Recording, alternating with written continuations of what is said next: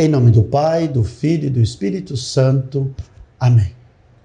Fala cristão, fala cristã, que alegria! Nós estamos aqui nessa caminhada. Hoje nós vamos falar sobre a comunhão dos santos. Mas antes disso, eu quero pedir para você, deixa seu like já no início, porque senão você esquece. Deixa seu like, faz o seu comentário, todos os comentários serão considerados, né? Engaja com a gente, encaminha, compartilha, manda para os parentes, para os vizinhos, para todos, para que todos possam ter acesso a essas reflexões. Muito bem. Fazer a experiência da comunhão dos santos é acreditar plenamente que a minha convivência na perspectiva da pessoa de Jesus, na experiência do Espírito, através da vivência com os irmãos, que deve me remeter a uma certeza de céu. Ora, se eu quero buscar a salvação, e a salvação se dá pelos meios que o Cristo nos proporcionou, eu preciso então compreender, mas se eu fizer tudo certinho e eu for santo, como é isso? A palavra de Deus diz lá em Apocalipse, capítulo 7, diz assim, versículo 9. Depois disso vi uma grande multidão que ninguém podia contar. Olha o tanto de santo. De toda nação, tribo, povo e língua. Portanto, não tem santo mais isso, santo mais aquilo. Todos têm a possibilidade de ser santo. Seja aqueles conhecidos ou santos que nós ignoramos. Conservavam-se de pé diante do trono e diante do Cordeiro. Aqui é importante pensar.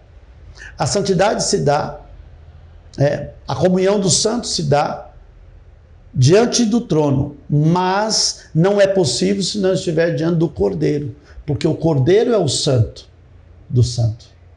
É pelo Cordeiro que eu entro no santo do santo. Não há possibilidade de outra via, não tem como acessar a santidade sem passar pela experiência do Cristo, porque Ele é o santificador, Ele é o remissor, Ele é o redentor. Eu preciso passar pela experiência da redenção, de vestes brancas e palmas na mão. Vestes brancas, que o Apocalipse quer dizer, são aqueles que foram purificados, que eles, pelo sofrimento da vida e por todas as possibilidades que o céu lhes deu, alvejaram suas vestes. E o texto diz assim, no capítulo 12, se eu não estiver enganado, ele vai dizer assim, quem são estes que estão chegando de vestes brancas, meu Senhor? E o anjo responde, estes são aqueles que lavaram e alvejaram suas vestes no sangue do Cordeiro. Logo, a experiência de santidade passa pela cruz de redenção, passa em sermos lavados no sangue do Cristo. É o sangue do Cristo que nos lava de todas as misérias. Por isso, diz o livro de Sabedoria, capítulo 18. Os santos filhos dos justos ofereciam secretamente um sacrifício. De comum acordo estabeleciam um pacto divino, que os santos participariam dos mesmos bens e correriam os mesmos perigos. E entoavam já os hinos de seus pais.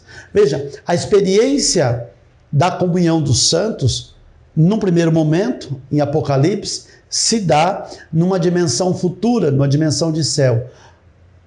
E agora, num segundo momento, e necessariamente não nesta ordem, o livro de Sabedoria diz que isso já é possível fazer quando no templo se faz os pactos divinos daquele povo, daquela cultura, daquela época, para que eles participem daqueles bens que são próprios para todos.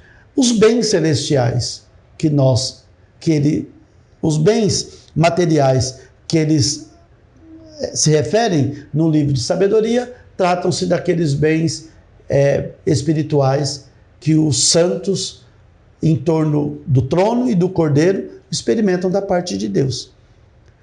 Portanto, quando São Paulo pensa a questão da comunhão dos santos, ele é de alguma forma um pouco mais racional e possível. Nos dá uma possibilidade. Efésios capítulo 1, 18 diz: que ilumine os olhos do vosso coração, para que compreendais a que a esperança fostes chamados. Quão rica e gloriosa é a herança que ele reserva aos santos. Veja, a beleza desta palavra, dessa realidade paulina. Quão rica e gloriosa é a herança que é reservada para aqueles que tomaram uma decisão: ser santo. Como eu vou fazer isso, Ademir?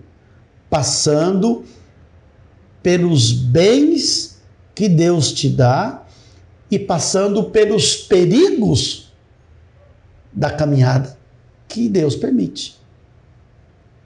Para fazer a experiência de santidade, eu quero que você grave muito bem isso, a gente pode fazer no dia a dia uma experiência muito bonita.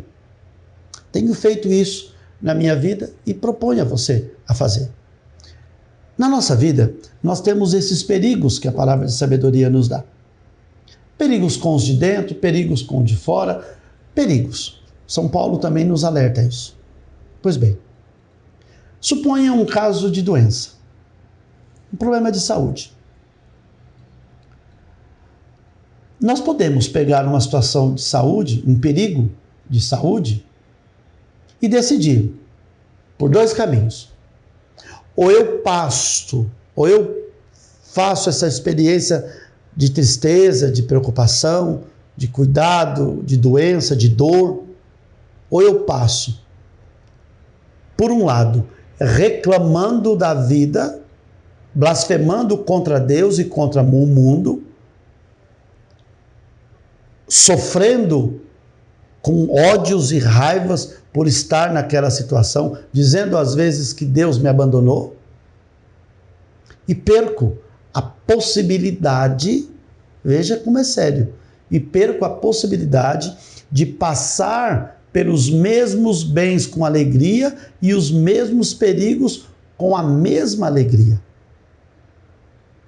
E perder a possibilidade de santificar-me por aquela doença, aquele problema que Deus permitiu que eu passasse.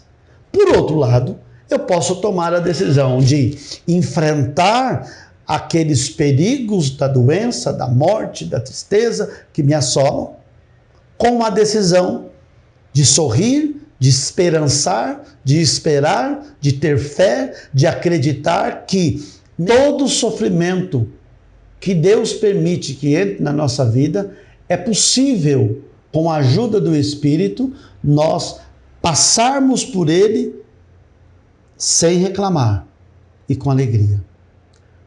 Alegre, sem reclamar e com alegria. Eu vou ter que passar por essa experiência negativa. Você vai ter que passar, por exemplo, pelo desemprego, pela doença, eu e você, por tantas situações. A decisão de comunhão, de viver aqui na terra já a experiência da comunhão dos santos, é saber, ou eu passo lamentando e vou passar, e vou perder a oportunidade de me santificar, ou eu passo louvando a Deus, de pé diante do trono e do Cordeiro, porque eu acredito que se Deus permitiu, é para que eu me santifique, é para que eu me prepare para uma vida vindoura, cujo sofrimento já passei sem reclamar e com alegria nessa terra. E aí, no céu, nós alcançamos a recompensa. A recompensa de não ter lamuriado, de não ter murmurado, de não ter reclamado. Simplesmente ter vivido as dores, as lutas deste mundo de maneira santa, de maneira capaz de me conduzir até o céu. Louvado seja nosso Senhor Jesus Cristo, para sempre seja louvado. Em nome do Pai, do Filho e do Espírito Santo. Amém.